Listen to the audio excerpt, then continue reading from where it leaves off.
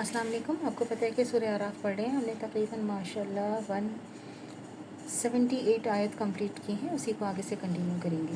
और हमने दोज़ख के लिए जिन इंस में से बहुत से ऐसे लोग पैदा किए हैं जिनके दिल ऐसे हैं जिससे समझते नहीं, और जिनकी आंखें ऐसी हैं जिनसे देखते नहीं, और जिनके कान ऐसे हैं जिनसे सुनते नहीं। ये लोग चौपायों की तरह हैं, बल्कि ज़्यादा गुमराह हैं, और ये लोग गफलत में पड़े हुए हैं। 179।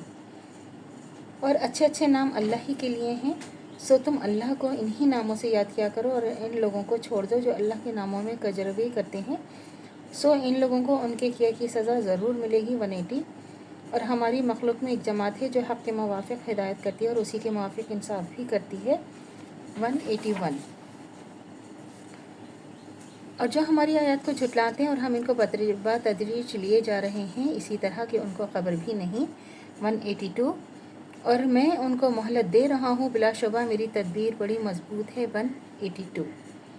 क्या इन लोगों ने गौर नहीं किया कि उनका जिनसे साक़ा है वो मजनू नहीं, वो तो सिर्फ साफ साफ डराने वाले हैं। 184।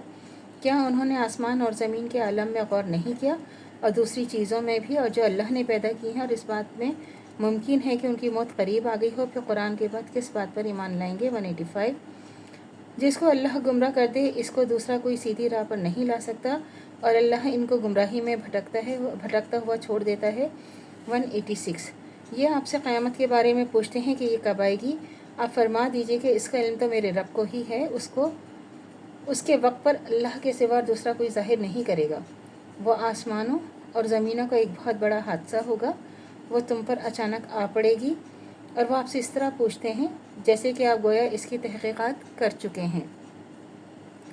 आप फरमा दीजिए कि उसका इल्म ख़ास अल्लाह ही के पास है, अगर अक्सर लोग जानते नहीं हैं। 187।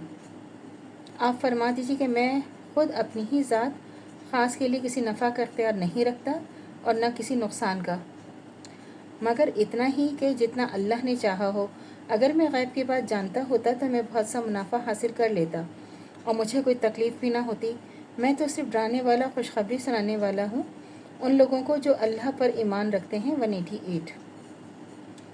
और वो अल्लाह ऐसा है जिसने तुमको एक तना वाहिद आदम अलैहिस्सलाम से पैदा किया और उसी से उसका जोड़ा बनाया ताकि वो उसी जोड़े से अंश हासिल करें।